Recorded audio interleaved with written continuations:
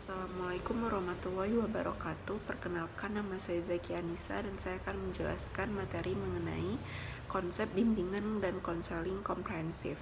Yang pertama itu pengertian bimbingan dan konseling komprehensif. Bimbingan konseling komprehensif merupakan serangkaian kegiatan atau aktivitas yang dirancang oleh konselor untuk membantu semua siswa dalam upaya untuk mengembangkan dirinya seoptimal mungkin, yang secara utuh melibatkan konselor, pimpinan sekolah, guru mata pelajaran, staf administrasi, orang tua, dan masyarakat. Selanjutnya, tujuan BK komprehensif. Tujuan penyusunan program BK di sekolah agar kegiatan BK di sekolah dapat terlaksana dengan lancar, efektif, dan efisien, serta dapat dievaluasi baik program, proses, dan hasilnya. Assalamualaikum warahmatullahi wabarakatuh. Saya di sini akan menjelaskan materi tentang prinsip pelaksanaan pengembangan program BK.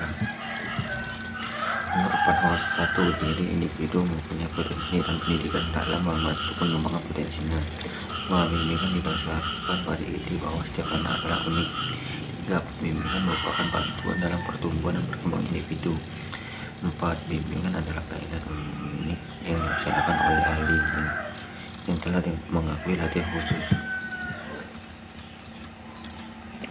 Prinsip-prinsip pengembangan program BK menegaskan bahwa penegakan dan perkembangan pelayanan bimbingan dan konseling hanya dapat dilaksanakan oleh konselor yang profesional, diwujudkan melalui pengembangan peneguhan sikap, keterampilan, wawasan, dan pemahaman profesional yang baik.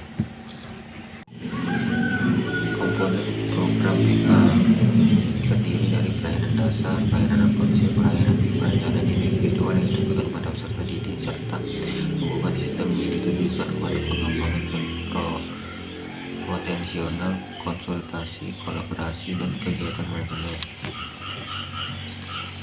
Pelayanan dasar, proses pemberian bantuan kepada seluruh konselor melalui kegiatan penyiapan pengalaman terstruktur secara klasik dan kelompok yang disajikan secara sistematis dalam rangka pengembangan perilaku jangka panjang sesuai dengan tahap dan tugas perkembangan yang diperlakukan dalam pengembangan kemampuan memilih dan mengambil keputusan. Pelayanan refleksi, pemberian bantuan kepada konselor yang menghadapi kebutuhan dan masalah yang memerlukan pertolongan dengan segera. Tujuan pelayanan refleksi membantu konselor agar dapat memenuhi kebutuhannya dan memecahkan masalah yang dialaminya, atau membantu konselor yang mengalami hambatan kegagalan dalam mencapai tugas-tugas perkembangannya.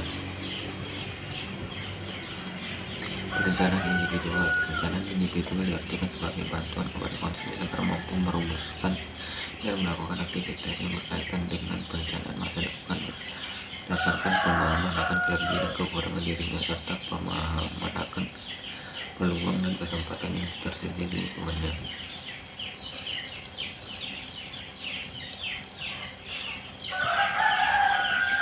Dukungan sistem merupakan komponen pelayanan dan kegiatan manajemen tata kerja infrastruktur, usaha teknologi informasi dan komunikasi, dan pengembangan kemampuan profesional konselor secara berkelanjutan yang secara langsung memberikan bantuan kepada konselor atau memfasilitasi pelajaran perkembangan konselor.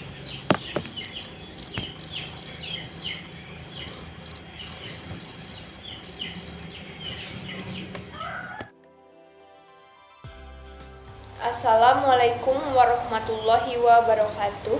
Perkenalkan, nama saya Putri Amalia. Di sini saya akan melanjutkan materi yang kedua, yaitu tentang domain perkembangan peserta didik menurut Emrich 1997, Bauer dan H 2001. Pada saat ini telah terjadi perubahan paradigma pendekatan bimbingan dan konseling, yaitu dari pendekatan yang berorientasi tradisional, remedial, klinis, dan terpusat pada konselor menjadi pendekatan yang berorientasi perkembangan dan preventif.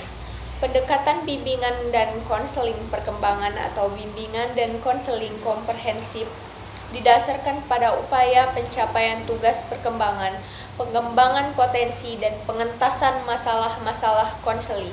Tugas-tugas perkembangan dirumuskan sebagai standar kompetensi yang harus dicapai konseling menurut Emrich ketika pendekatan bimbingan dan konseling perkembangan dipergunakan akan menggabungkan pendekatan yang berorientasi klinis, remedial, dan preventif. Selanjutnya, menurut Bauer dan Hedge menyatakan bahwa program bimbingan dan konseling sekolah tidak hanya bersifat komprehensif dalam ruang lingkup, namun juga harus bersifat preventif dalam desain dan bersifat pengembangan dalam tujuan, atau comprehensive scope, preventive in design and developmental in nature. Pertama, bersifat komprehensif berarti program bimbingan dan konseling harus mampu memfasilitasi capaian-capaian perkembangan psikologi siswa dalam totalitas aspek bimbingan, baik pribadi, sosial, akademik, dan karir. Layanan BK ditujukan untuk seluruh siswa tanpa syarat apapun. Yang kedua, bersifat preventif dalam desain mengandung arti bahwa pada dasarnya tujuan pengembangan program bimbingan dan konseling di sekolah hendaknya dilakukan dalam bentuk yang bersifat preventif. Upaya pencegahan dan antisipasi sedini mungkin hendaknya menjadi semangat utama yang terkandung dalam pelayanan dasar yang diterapkan sekolah. Melalui cara yang preventif tersebut diharapkan siswa mampu memilih tindakan dan sikap yang tepat dan mendukung pencapaian perkembangan psikologis ke arah ideal dan positif.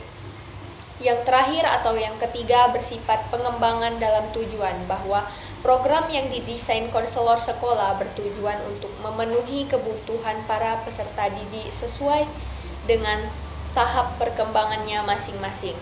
Sekian presentasi dari kelompok kami. Wassalamualaikum warahmatullahi wabarakatuh.